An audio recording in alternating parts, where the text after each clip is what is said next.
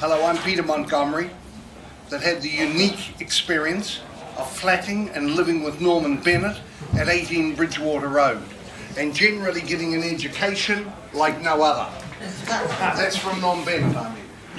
During most of the time I was there, Jonathan was there also, and I saw him grow from a young man starting out at Auckland Grammar and then going on beyond. When Norm sent an email regarding Jonathan on the Sunday the 12th of April, he sent it to Peter Francis and myself. Hi Pete and Pete. Jenny, Jonathan's sister, phoned me this evening. It is with deep regret that I advised that Jonathan passed away in his London apartment in his sleep last night. So that was a shock. And then Norm followed that up again with an email on Friday 17 April. For those of you who are not aware of it, Jonathan died of heart failure, peacefully in his sleep last Friday 10 April. In conjunction with his sister Jenny, who lives in Melbourne, a testimonial function honouring Jonathan will be held as follows, and we get all the detail, so here we are today. Many of you have made a big effort to travel and or to prepare words to reflect and farewell Jonathan. May I acknowledge the huge contribution from Norm Bennett. Norm at his chillingly efficient best at the downtown service station, and he, along with Gerard Wade and Rick Corbell, formed the JJ Hibbs committee, and Norm was made communications manager. Just let me show you quickly. This is Norm Bennett, communications manager. Background on speakers, reference timetable that goes on for pages. Reading of Desmond, speakers and speeches.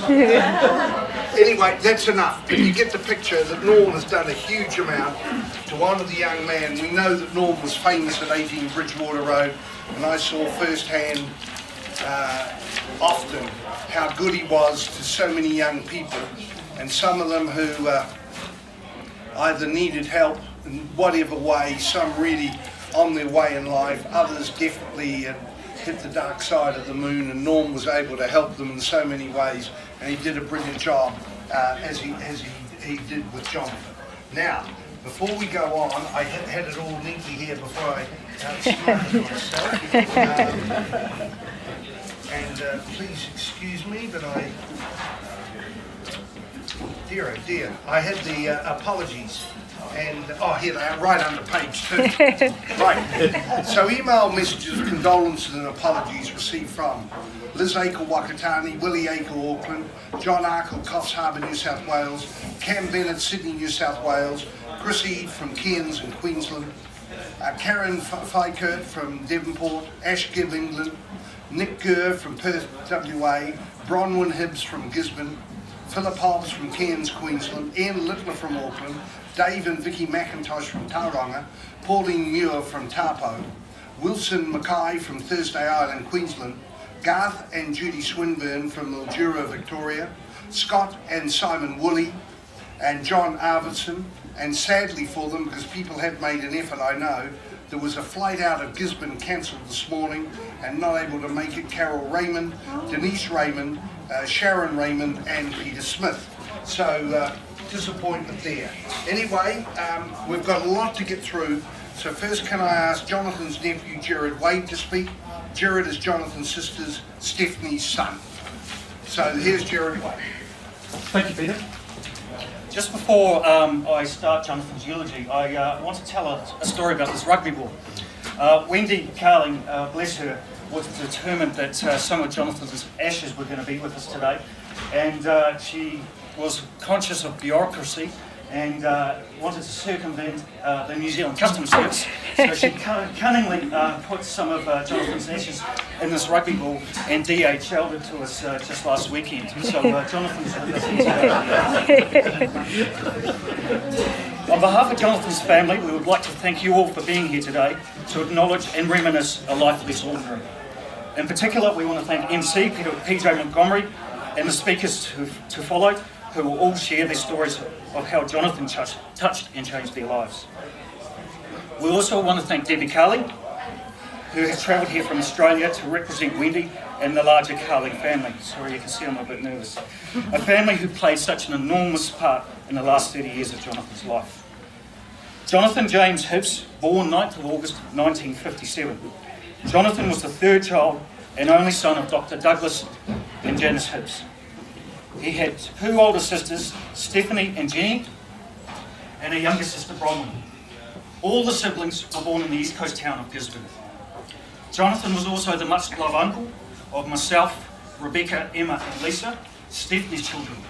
He was also the very loved uncle of Jenny's daughter, Jana, and the much-loved uncle of Sachi, who was Bronwyn's daughter. Jonathan also has four great nieces, some of whom he has met, and unfortunately some who he will sadly never meet. They are Rebecca's daughter, Abigail, Jana's daughters, Ruby and Lulu, and Emma's daughter, Rowena.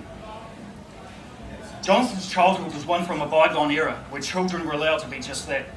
All the siblings talk of fond memories exploring, climbing trees, cycling and walking to school, rope swings into Gisborne's rivers at the family home. Jenny shared with me a memory she has with Jonathan and the three sisters climbing a tree one day. Jonathan actually fell out of the tree and knocked himself clean unconscious. Jenny has fond memories of the three sisters racing into the house, screaming at the top of their lungs that Jonathan was dead. Needless to say, Jonathan had many more mishaps through his life, but perhaps that first head injury was a sign of things to come. Yeah. There are also many summers with picnics at the beach surrounded by cousins and extended family. There was also lots of swimming and food. Suffice to say, there was a real sense of adventure and independence. Later in his childhood, Douglas and Janice were to separate, and Jonathan would eventually have a stepfather, Dr. Desdales, and a stepmother, Merlene. Douglas and Merle went on to have three sons, Jonathan's half-brothers, David, Alan, and Peter. Janice, Des and Jonathan with his sisters moved to Auckland for a period while Des was advancing his medical career. When his mother and stepfather decided to move back to Gisborne, Jonathan remained in Auckland for high school. And so ended a family friend, Norman Bennett, in Jonathan's life. Jonathan was to live with Norm throughout his high school years. Norm, who by the way is my godfather, was to prove an enormous presence in Jonathan's life. How's that for timing, Norm? I arranged that. Auckland grammar mates will embellish on these years a little later today. Well, he never said as much to me, but I'm sure having both a father and a stepfather as doctors influenced Jonathan's decision to enrol in Otago Medical School after graduating from Auckland Grammar. Norm's told me a great story about Jonathan and his good mate Ashley Gibb from Auckland Grammar, who were both having dinner at the Gibb family home just before relocating to Dunedin to study medicine. Ashley's father, Dr. Gerald Gibb, mentored the boys at the dinner and said to them both, and I quote, "Forget women, forget drinking, forget sport, just focus on passing year one intermediate exams for medical school and you're in." End quote. Well, they both failed year one. Jonathan then applied for and was accepted into Otago Dental School, where he flourished. Jonathan ended his time at Otago as president of the Otago Dental School Students Association. Upon moving back to Auckland, Jonathan joined the practice of Balmoral Dental Centre, working with Dr. Alan Baker. Later, he was to move to Whangarei and work with Dr. Laurie Brett. In 1985, Jonathan moved to the UK, where he was to reside for most of the rest of his life. Not long after moving to the UK, Jonathan met Wendy Carling. To say they were soulmates sounds like a cliche, but in this case, it is true. Wendy protected Jonathan, and likewise, Jonathan protected Wendy. Jenny's daughter, Jana, knew Jonathan and Wendy's relationship better than anyone in the family through her time living with her husband, Aaron, in London. She has written me the following. London and Wendy have been Jonathan's home for longer than not. They were kindred spirits and soulmates. Despite many forces working against them, Jonathan and Wendy were inseparable to the end. The thought of them being separated now is heartbreaking. They were two purely unique human beings who managed beyond all preconceptions of what a loving relationship looks like to forge a union that represented and worked for them and them alone. They never conformed or tried to make things look pretty. They were who they were, no matter who was looking. Chances are no one else could have tolerated either of them long term, but they were made for each other. They were. They looked after each other in the ways that no one else could, and above all else, they loved each other deeply. Other speakers to follow will embellish on this, including Wendy's triplet sister Debbie. Jonathan's family do wish to convey this. With Jonathan's passing, Wendy and the Carling family have done their utmost to respect Jonathan's family and his ancestry.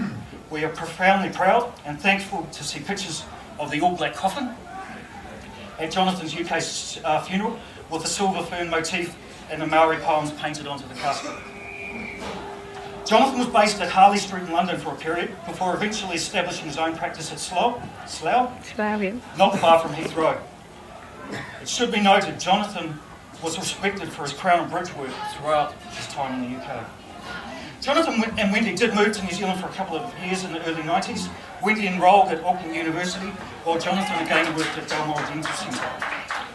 While they notionally lived in an apartment at Stanley Point in Devonport, I'm fairly certain they ate just about every meal either at my mum's house in Vauxhall Road in Devonport or at Mark and Gale's house in Albert Road in Devonport. In fact, I doubt the kitchen at Stanley Point was ever used. During Jonathan's first time in the UK and after he and Wendy returned from their time in New Zealand, Jonathan travelled extensively. There was always lots of sailing, a lifelong passion of Jonathan's, and many boat charters in the Mediterranean and elsewhere. Another milestone for Jonathan was owning his apartment freehold in Bayswater in London. For those of you who have knowledge of the London property scene, that was quite an achievement. Jonathan's last two times in New Zealand were profoundly sad, but in the same way uplifting. Same time uplifting. The first was for the funeral of Jonathan's mother, our Grand Janice. The second was for his sister Stephanie, my mother's passing in 2010. On both occasions, we never said it outright to each other, but there was an implied message in our conversations. Somehow, after it all, you have to start breathing again. There's another important step. You need to learn to laugh again. And that we did. And today we will reminisce, but we will also learn to laugh again. Now we move right along, and it's my pleasure now to invite and introduce Wiki Oman, Jonathan's first cousin from Rotorua. Wiki. Whakataka te hau ki te uru, whakataka te hau ki te tonga. Ke mā kina kina ki ota, ki mā taratara ki tai. E hi aki ana te ata kura, he tio, he huka, he hauhu, ti e mauri ora. Tēnā koutou everyone, greetings and thank you so much for coming. This is Jonathan's beautiful sister Jenny, my first cousin. Jonathan was the same age as my brother John, who passed 15 years ago, and I'm sure they'll be having a good catch-up over there on the other side. That poem, that whakatoki really, karakia, is from our Te Atiawa tribe from Taranaki, down the top of the South Island, and it was also that poem was read at his service funeral in London. So our thoughts are with Wendy and the family there that can't be with us today, and our thoughts are with our ancestors who are with us and with Jonathan and all the rest of our family that have passed on. And we're here to represent our friends and family who couldn't make it today. Most of our Bennett family live in Rotorua, and all our Gisborne family where we were born. My mum remembers being pregnant at the same time as Auntie Jan with Jonathan and John, and so we had some early years growing up together as cousins, and our most fondest memories were going back there to Auntie Jan's house. It was so full of love and manaakitanga and beautiful times, food and beach, and yeah, we were lucky kids. I'm going to, first I want to say just something personally that happened when I got the message from Jenny the early evening before. I just felt myself, like having a little nap. And I just felt Auntie Jan so present, and I was like taken back into that beautiful home at the beach at Makarori. And and I thought, wow, I just hadn't had that connection with Auntie Jan so long. And I think, they say that they come as messengers to tell you when something happens, like someone close in the family passes over. So that felt like a real blessing. And I felt Jonathan in the early hours of this morning too. So I know he's with us. And as Māori, we understand that, we have Mauri, that's our life essence, and Wairua, spirit. And when we die, our Mauri goes back to source, to Io, God, universal energy. But our spirits, our two parts to our Wairua, our spirits, one of them stays with our ashes or our body, and the other crosses over to the spirit world to continue its journey of healings and teachings until we reincarnate again, until we don't have to reincarnate anymore, become like angels. But anyway, so that's just my understanding of where he's at. So he's partly with us and also looking down from the other side. So he will be a comfort, and now he's crossed over, he will be a kaitiaki or guardian for those in the family that he's left behind. So I just want to talk a little bit about our family history and what bloodlines Jonathan has on his dad's side, and we're really sorry Doug can't be here today. He's in his 90s, and his dad, and quite frail, but Mel's here, I believe, as wife. And on his side, he has Scottish and English blood. And on the Māori side, we have the same Māori grandmother, Rawinia. Her father was the first Māori bishop in New Zealand, our great-grandfather, Bishop Frederick Bennett, or Perenika Penety. And he was an Irish Māori, and he passed in 1950. And if you're ever down at Ohinemutu, that's our ancestral village in Rotorua, if you go into the Māori carved church there, St Faith's, he's buried up there beside the altar. And his first wife, our great-grandmother, Hannah Park, she's buried at the front of the church, guarding the church, and the second wife's buried at the back of the church. And altogether, great-grandpa had 18 children. And so our grandmother was the eldest of the 18. And then she had 3 children, my dad, Gerald, who Gerard's named after, and Jan and Peter. And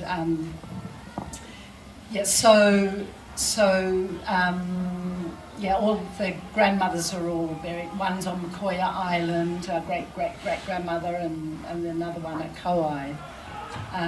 And on our great-grandmother, Hannah's side, on the Tiatiawa side, we descend from quite an illustrious Titoko Waru, who was a famous strategist in the war, and he was our great-great-grandfather, Huta Tamariki Pāka. He was brought up as a child with his uncle, who was Titoko Waru, and it was said that he was in the tree when Bontemsky was shot.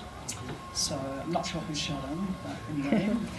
And then of course we descend from Te Whiti o Rongomai and Tohu Kākahi. So especially Te Whiti, he was a famous pacifist chief, and even Mahatma Gandhi was inspired by him. So we were one of the tribes that didn't fight, and so we're very proud to be descended from that line. Yeah, so and also we have Scottish blood also on that side. So Jonathan had a lot of Scottish, Maori, English. Oh, and great Jimmy Boy, or Pam Pam, our grandfather, he was Welsh, and I've still got his Welsh name, Oman. So he had Welsh as well. Yeah. So he was a real cocktail, really, Jonathan. Yeah. So I'm hope he's having a few over there, and yeah, we'll have a few after this. So thank you everyone for coming again, especially all the people that have travelled from overseas. Jenny lives in Melbourne, and you're from Sydney, Sydney, and people that have come from the South Island. And thank you so much, and thank you, Norm, for organising this all. It's wonderful to have this celebration for him.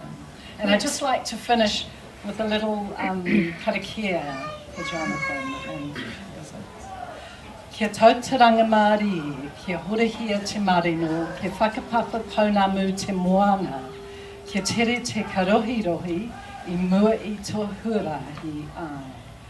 So that's it. May peace be always with you and the calm be widespread. The sea will always glisten like green stone, and the sun will always dance across your path. Oh, it's beautiful. Kia ora koutou. That's beautiful. Thank you, Wiki Oman, and very nice to see Jonathan's sister Jenny as well. So, from family members, now we are representing Wendy in London as Debbie Carling, Wendy's sister. Wendy was Jonathan's partner, and Debbie is Wendy's triplet sister.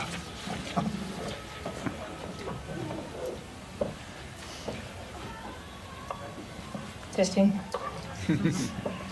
Wendy was the extrovert. I'm here representing Wendy as her DNA, I've decided, and it's lovely to meet you all. It's also very nice to get this side, an element to Jonathan, which is bringing a picture of him. It's a fuller picture now, and I'm really enjoying being here with our boy. But this isn't about me, this is about Jonathan and Wendy and all the loved ones directly around us. As you all already know, Wendy was Jonathan's partner for 24 happy years, right up to the end of his life. These are the words that she's asked for me to read on her behalf. She did nearly make it, actually. She just didn't quite have the energy to get here, but she will get here in the next few months, I imagine. So this is from Wendy. I'm sorry that I can't be there to deliver these words in person, especially as New Zealand was so important to Jonathan as an individual and to the two of us as a couple.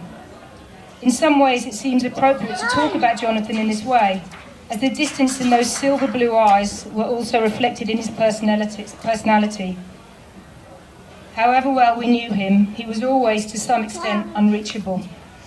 This was particularly true after the loss of Stephanie, who I believe was probably the only person who truly understood every side of him. As for me, I first met him when he came to work for my father near London, and in his instinctive Kiwi way, he greeted me by reminding me that he was staying in my bedroom and never seemed to consider the possibility that I wouldn't like him. But it was only when the two of us went to visit New Zealand together that I began to see the extent of his brilliance. It was here that I fell deeply in love with him. Contrary to anyone I had ever met in England, he was a man who had no barriers whatsoever. But instead of making him seem vulnerable, it reinforced his sense of security.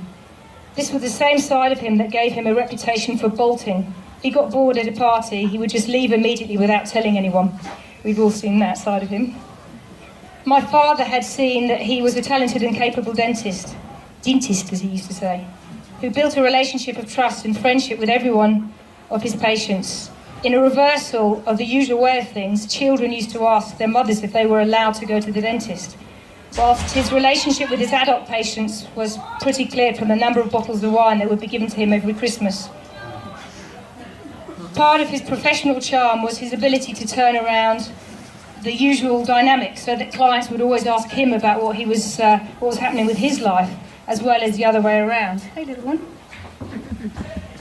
He was a master of work-life balance, provided you didn't expect him to work before Tuesday morning, or after Thursday morning, or for that matter, any time after 2 p.m. His ability to put himself in other people's shoes in a dental clinic was in marked contrast to his behaviour on the roads, where he drove like a maniac, even and perhaps especially when he was in the passenger seat. He would probably want me to mention his love of flowers, a love of which he inherited from his exceptional mum. But it's safe to say that his taste was not always the same as mine, and I would often come back home after a trip to discover that he had a flash of inspiration and painted a whole section of the house bright green or red. He also had an instinctive ability to play with words, and his sense of humour ranged from the sophisticated to the very, very crude. Oh yes. I will never forget the Valentine's card, for instance, where he crossed out "I love you" and instead wrote that I should get lost with considerably more of his favourite swear words. It might be easy to mistake this for a lack of affection, but there was never any doubt of our love. And I loved him.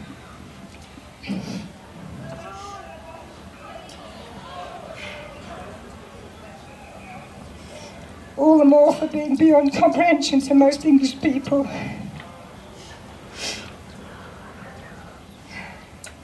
I promised I'd keep this together for Wendy, but there's a triplet I can feel this for her.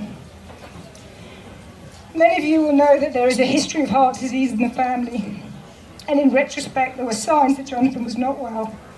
Even so, his departure was quick, and it seems likely that he won't have suffered. I miss him dreadfully, but I couldn't be happier to have shared his life. And I know that he would be happy to return to New Zealand, albeit in a rugby ball. I hope your memories of him are as happy as mine. Nice.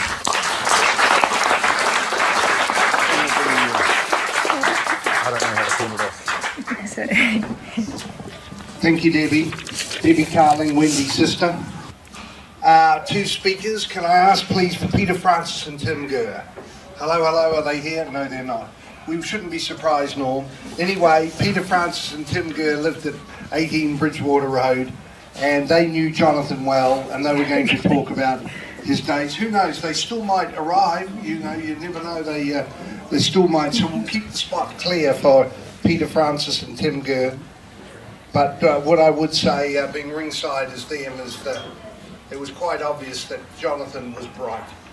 From his early days at Auckland Grammar, you just sensed that he really had an intellect that had to be harnessed.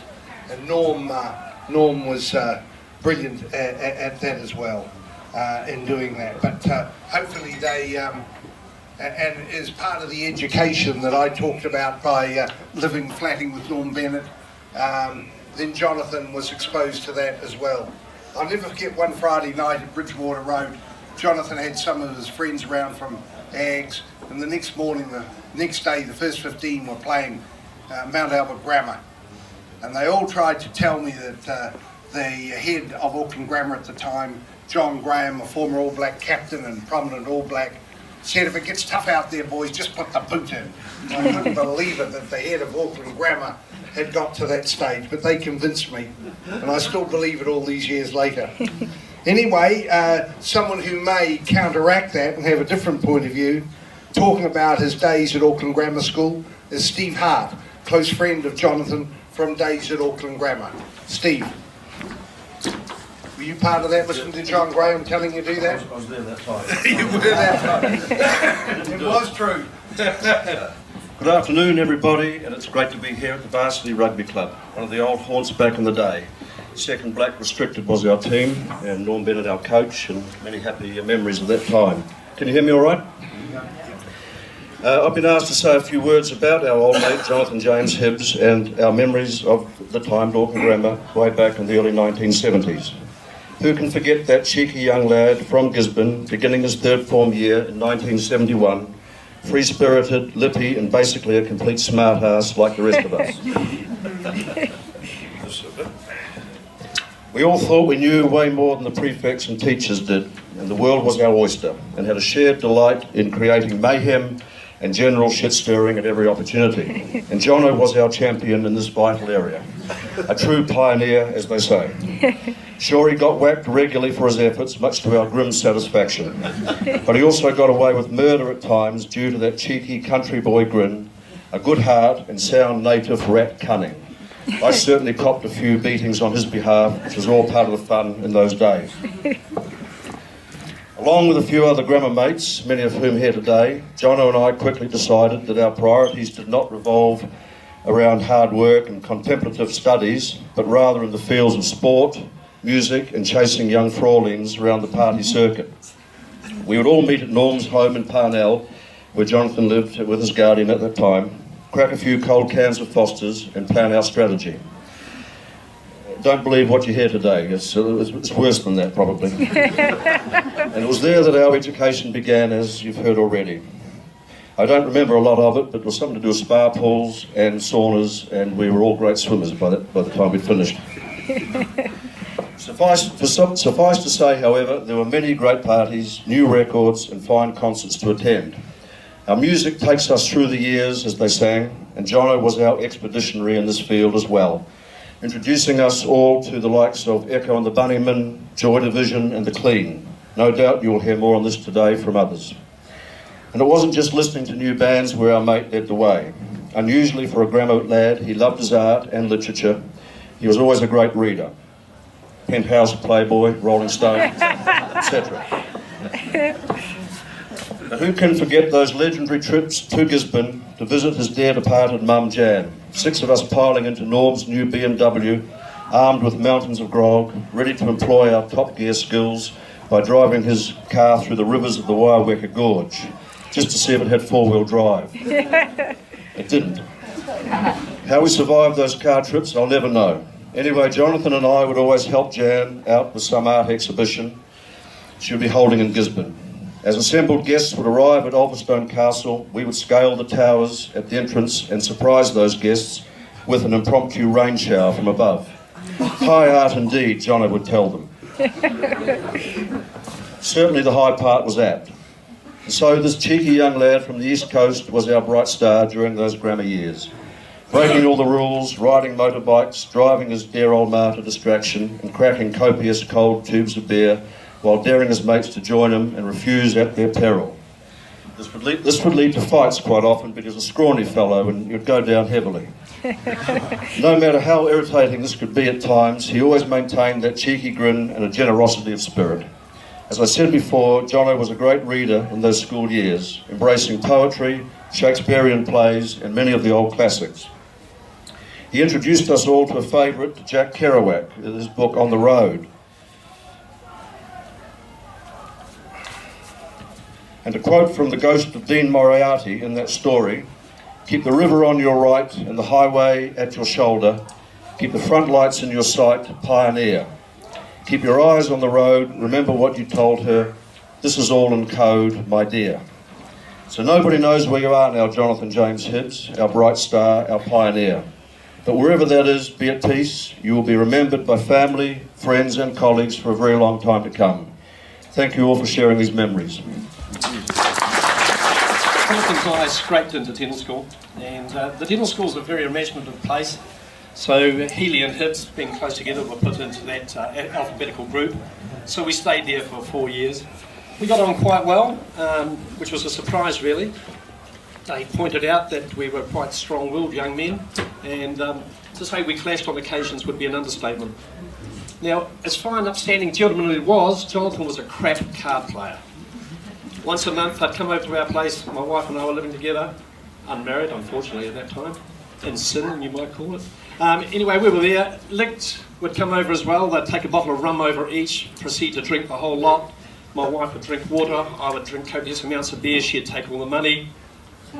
Then she took their keys, they couldn't go home, so they had to go and sleep together on the same bed. They had nothing left really by the time they left, no humility. It was just, all I can remember is waking up in the middle of the night and Hibbs yelling out at the top of his voice, "For Christ's sake, Liggs, get your arm off me, you bastard!" And that would happen on a regular basis. But we scraped through, we got through dental school, we didn't have any specials, which was a pretty good, outstanding achievement really for Hibs and myself. We played rugby together, we drank at the Cook together, and then we made a momentous decision to move to the bowling green. It was an extra 10 to 15 metres in another direction, but we made it. Every second Friday night we'd proceed to try and steal Dot's piano from the bowling green. It was a tiny door, it was never going to get through, but when you're getting that pissed, it didn't matter really, it was a good attempt. And we graduated, and I stayed in Dunedin for another year. Hibs came up north. I went to the UK, he followed us over, came to stay with us in Sevenoaks in Kent. And then we did a bit of travelling together. He lived in London, and he lived in a bed sit. And when I say a bed sit, it was the bed you couldn't sit. No room for anything but the bed.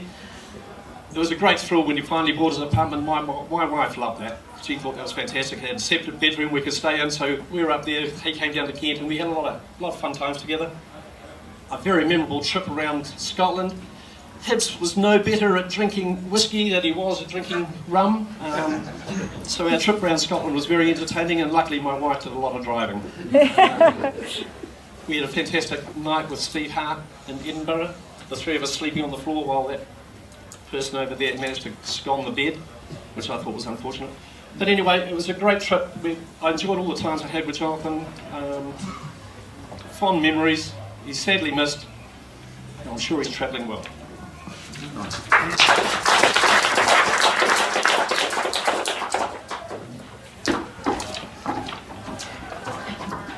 Hello everybody, and it's actually great to fill in a lot of gaps here today, because it was a common question when all our classmates would get together, is anyone any news of Jono? And unfortunately there was never any up-to-date news. So the mystery of Jono's recent life path remained, and it's great to have it filled in here. But the main reason I'm here, and probably most of you are here, we've got a great fondness for him. Really, really lovely guy. I flattered with Jono in fourth year at dental school. That was 1980. When you're young, you're not all that inquisitive about your friends' background or whānau or school years.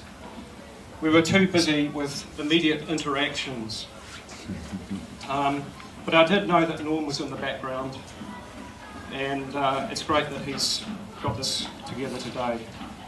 It's especially now that I hanker more to know more about Jono. Anyway, Jono and I lived in Gladstone Road, flat in the northeast valley of Dunedin, with two women, both fierce feminist art students. Needless to say, their opinions and stance could really rile Jonathan into some vigorous verbal jousting. But Sally and Carola could never take offence to Jono. There was never an ounce of malice in him. His grin, charm and cheekiness, which other people have mentioned, would always win them over. They must have quite loved him in their own way, because I did hear that they ended up giving him a double back massage. Something I was never charming enough to achieve. Jono and I kind of led independent social lives from one another and from our classmates at dental school. Jono had a reputation as the Hunter S. Thompson of the class, and that was borne out by the state of the car he drove. It was a pretty classy gold Cortina Ghia, and that was one step up from the normal Cortina, and would have been pretty good as a student transporter back in those days. But a look in the back seat, especially after one of his road trips to the North Island, the detritus of cans and the smell of dope was evidence of his wild, swaggering ways. His mischief and partying, however, never affected his presentation at the clinic on Monday morning. Fourth year had a heavy clinical emphasis, and Jono was diligent and scrubbed up well for his patients. He may have been a little bit ruddy in the face, but he generally scrubbed up well. My weekend life mostly involved the burgeoning Dunedin live music scene, and it was those flying nun luminaries, McLean, the Chills and the Verlaines. And I had trouble convincing Jono just how brilliant this stuff was. But I remember the breakthrough came when I brought home a newly released Cramps record. This was surprising, given that they were the most ramshackle and primitive, loose rockabilly outfit that ever was. The ice was broken, and I went on to share a lot of my other vinyl with him. And I did get into a clean gig. One other common thing we shared, along with many other uni blokes of that era, was a chronic frustration and the lack of a girlfriend. I was always pretty mild-mannered, so that year with him was a perfect foil for me. Jono was passionate, cheeky, opinionated, and in retrospect, lovable. So that year for me was bloody good fun. It was bloody good fun to be around. It was fantastic. Thank you.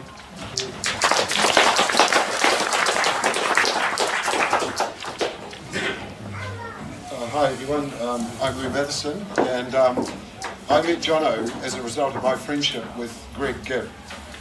And I remember the first time that Jono arrived in Dunedin. I think he turned up in a grey BMW driven by Norm. And being a lad from the deep south, I don't think I'd ever seen a BMW before then. And Jono tried to convince me that BMW stood for Betrayed My Wife. Anyway, later that night, we about 20 of us went out to a meal at a Chinese restaurant. And this was quite a big affair, and the array of dishes was endless, and it was all washed down by copious amounts of alcohol. And as the evening wore on, it dawned on me that this was going to be a fairly expensive affair, and even if 20 of us split the bill, it was going to hurt a great deal. So at the end of the evening, when it was time to go, Norm muttered something to Jono, who disappeared, and came back shortly with a briefcase, which he handed to Norm. And Norm twiddled the dials and popped the briefcase, and out came a bundle of cash, which was handed to Jono, who went up and squared the bill up, and away we went. And that was an amazing act of generosity on Norm's part, and I remember that to this day. But some of that generosity, I'm sure, rubbed off on Jono, because as I remember Jono, he was a very generous guy, and he would give you the shirt off his back if he thought that you needed it more than he did. Then, of course, we've already heard a bit about Jono's love of music, and I remember Jono was really into Fleetwood Mac and Jefferson Starship, and I think the first time I heard Grace Slick was when I was around at Jono's, and I still remember now hearing her sing White Rabbit, and the hairs on the back of my neck standing up when I heard that. Well, a couple of days later, Jono comes up to me and hands me a cassette tape that he'd done, and he'd recorded all this amazing music for me. And here I'd only known the guy for a short time, but there's another act of amazing generosity on Jono's part, act of a true friend. I can remember Jono as being an easy guy to get on with. He was always good company.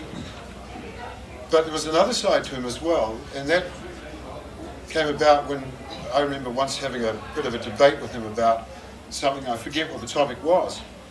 But Jono obviously firmly believed in his point of view on this particular matter, and he wasn't going to budge, and he just debated this right to the bitter end. And even at the end of it, he wouldn't agree to disagree. He just hung in there, and that was it. And that's the way our Jono was.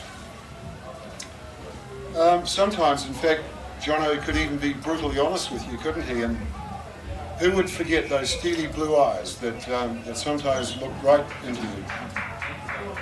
Well, thank you, everyone. That's all I've got to say. And farewell, Jono. Wherever you are, mate, I'm sure we'll meet up again at some other stage. Thank you. I heard it said earlier that Jonathan worked somewhere else. I thought I gave him this first job, and I can stand corrected on that. Anyway, I remember sending the application down to the advertisement down to the dental school saying, "Fun in the sun, come and work in Whangarei," you know. And I had no hesitation in hiring Jonathan because of his impressive letter of application and his CV. The fact that he was the only applicant had something to do with it as well. And of course he did know everything about dentistry, and we had many a lively debate about what could and should be done in the practice. But he was very open to new ideas, Jonathan, and we had a very successful year together, and I cherish that memory. In fact, I had a very pleasant reminder of Jonathan just this morning at the Whangarei produce market. I was greeted by one of the long-term patients in the practice, and there smiling at me were the 2 porcelain crowns that Jonathan did for that person 33 years ago. So that's a testament to his clinical ability. We shared the love of music, as has been said already, and I used music a lot in the surgery, and I had his surgery piped in with music as well, and that was source of some pretty lively debate too, because I'd be playing a lovely quiet Mozart violin concerto for my elderly lady who I was treating, and next second Lou Reed, Satellite of Love at volume 10, crashing through the wall, joy of vision. I thought, oh my goodness. No one minded, and the staff loved him. He loved the staff too, I'd have to say. And, we had a great time together. Of course, it wasn't all hard work and grinding away at the dentistry. We had a great deal of fun together.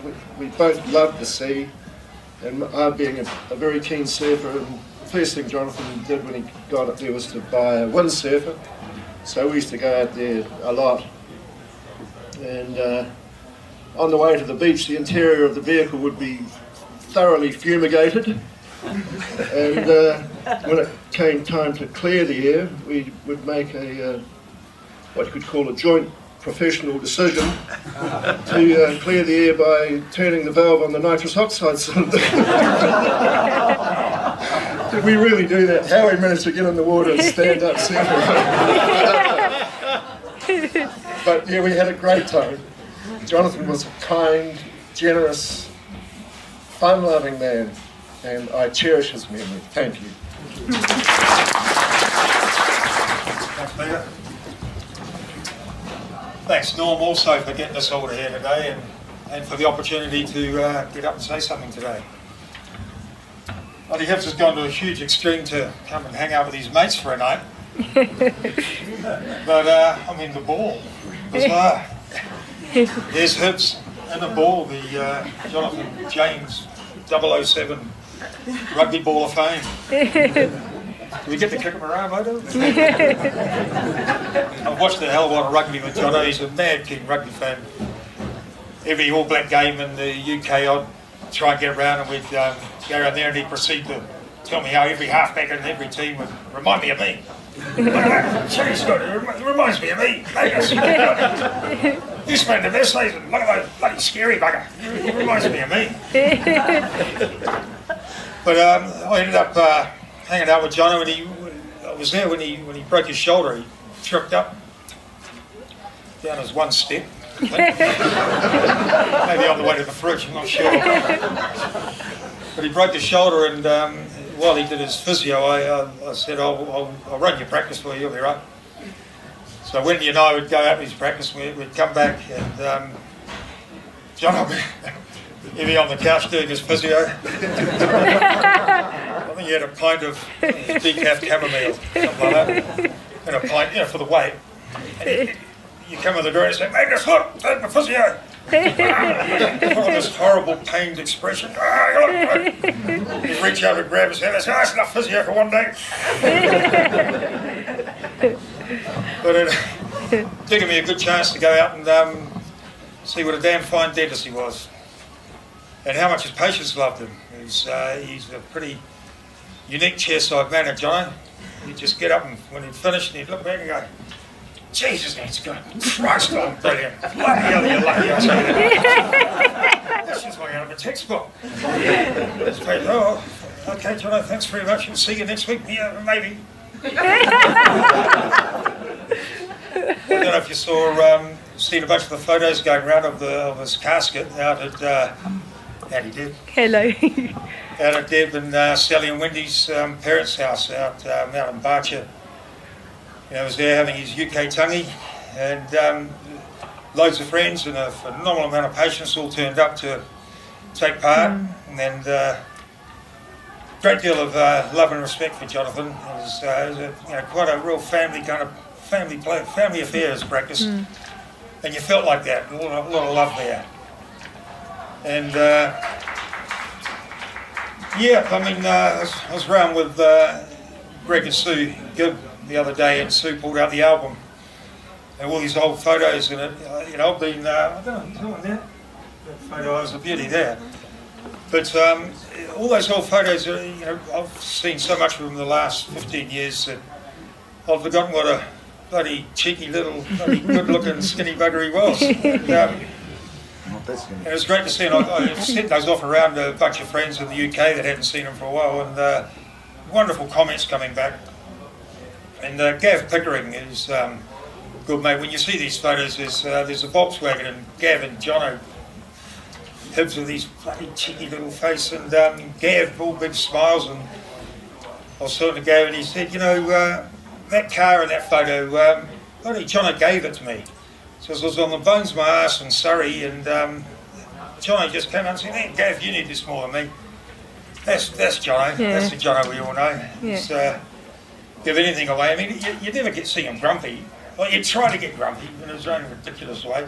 He's going to sit there and go, "Oh, I'm grumpy." And you go, "Don't be ridiculous, you're not." He says, "Oh, I'm really grumpy." You say, "No, that's just you pulling a face." And he goes, "Oh, really? Oh, maybe I'm just thirsty." Off you go to the fridge. But, one time I was down in Portugal, and he gives me a call. Oh, the mate says, "Magnus, I'm really grumpy this time.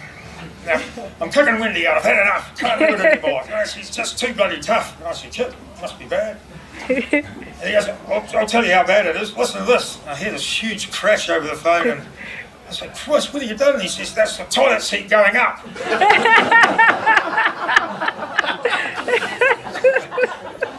As grumpy as he ever gets.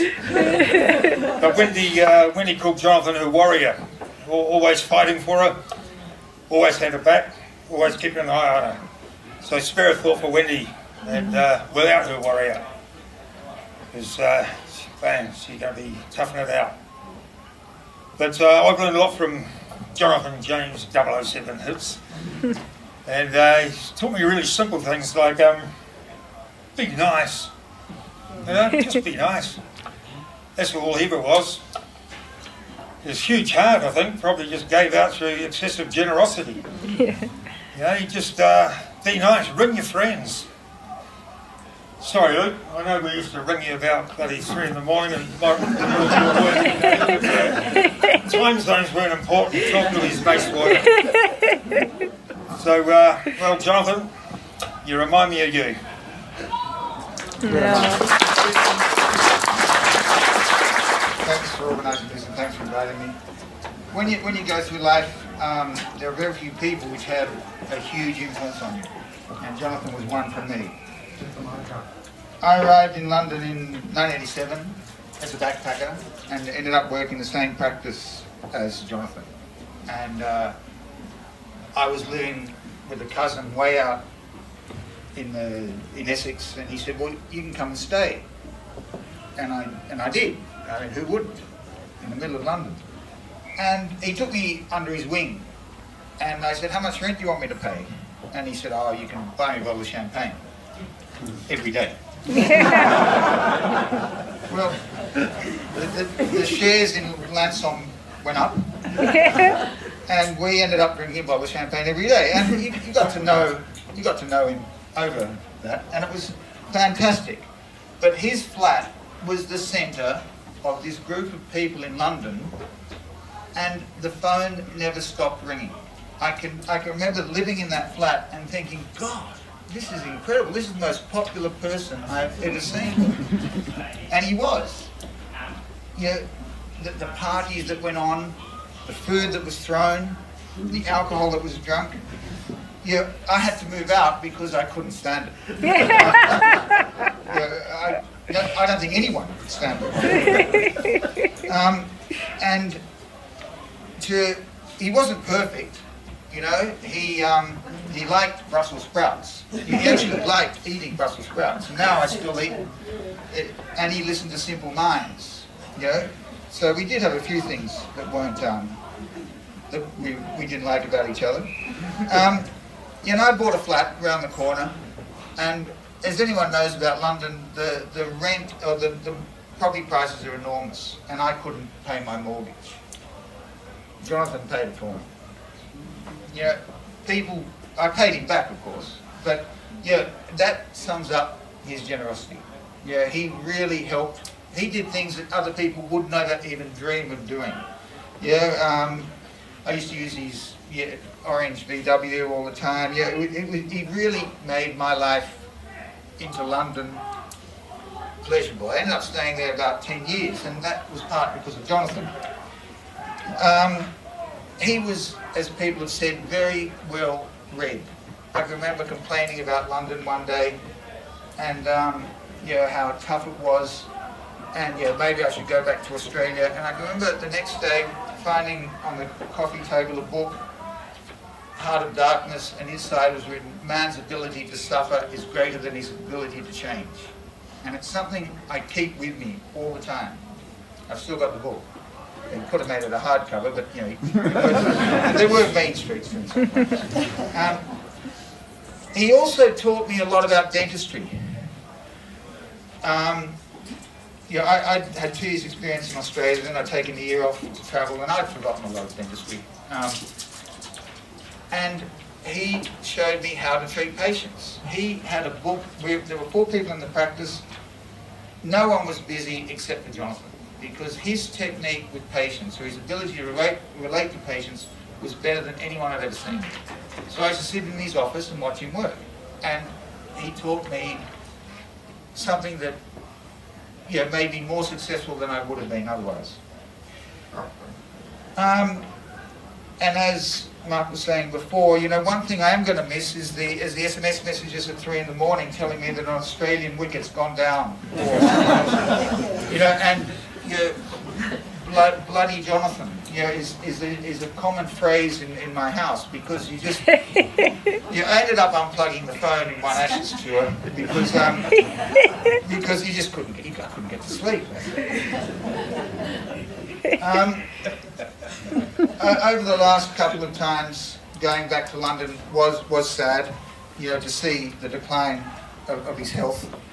And the last time I saw him was about 1.5 years ago, and to see someone who was a hero, because he was my hero. He was many people's hero. And it made me feel like this. The last contact I had was during the World Cup final in cricket. And it was a text message. And I think we can all relate to this. It just said, fuck, fuck, fuck.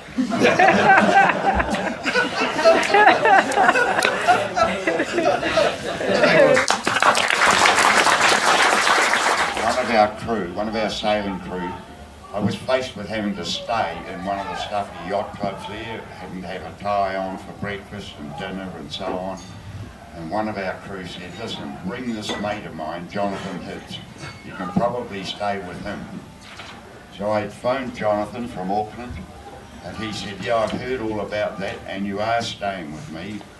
When you get here, get the train into, I think it was Victoria Station, may not have been, it was close to where he worked. Come upstairs, walk across the road, come upstairs, and I'll give you the key to the flat. So on arrival in London, it was a direct flight, one stop in LA. I felt like a piece of chewed string. Got into London on the train, And I thought, I can't walk over there, I don't know where I am. So I got a taxi. He drove me 300 metres. Took £5 off me. And that was that. Went upstairs, met Jonathan for the first time. And Jonathan said, now you can walk to my flat from here. You go past Kensington Palace, across the park, round the corner. Once more. It was a cab for me, but that was a half a mile. Another £5 down the drain. Jonathan said to me, when you get home, go and have a shower. It's not a very good shower. Have a shower, don't lie down. You wait there, I'll be home at 5 o'clock. This is 3 in the afternoon. And we're going out for the night to a pub. And so on. This theme went on all the time that I was in the UK. I stayed with Jonathan on and off for that 6 weeks, and we had a wonderful time. It's a bit the same theme as what you were all saying. You've all heard Jonathan. It was party time all the time, and I was forever grateful for Jonathan. He was a wonderful guy, and Wendy, and of course Rick Caldwell and Ash. Ash moved out of the flat, and I had his bedroom for the whole time. Rick and Ash showed me all around London. I had to go to customs agents and this one and that. Ash took time off work and helped with, and so on. We, after the Admiral's Cup had finished, I had to deliver the car back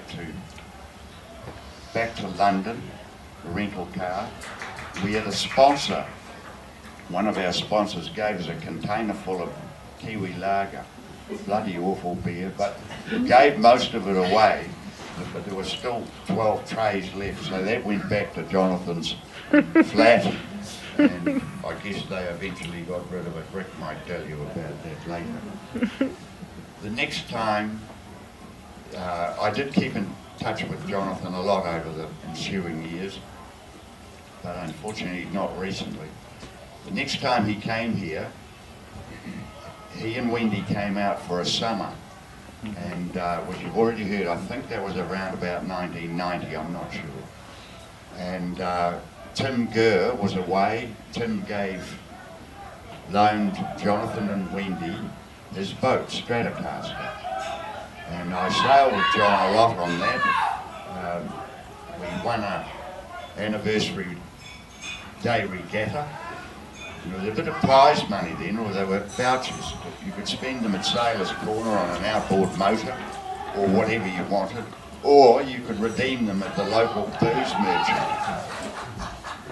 And you can guess what happened. We get $800 worth of grog. We said, we'll give half of it to Tim. But I don't think Tim ever got any of it. So, anyway, that was my time with John. He was an extremely generous fellow. And I'm sure Wendy will miss him, but I will never forget him. Thank you.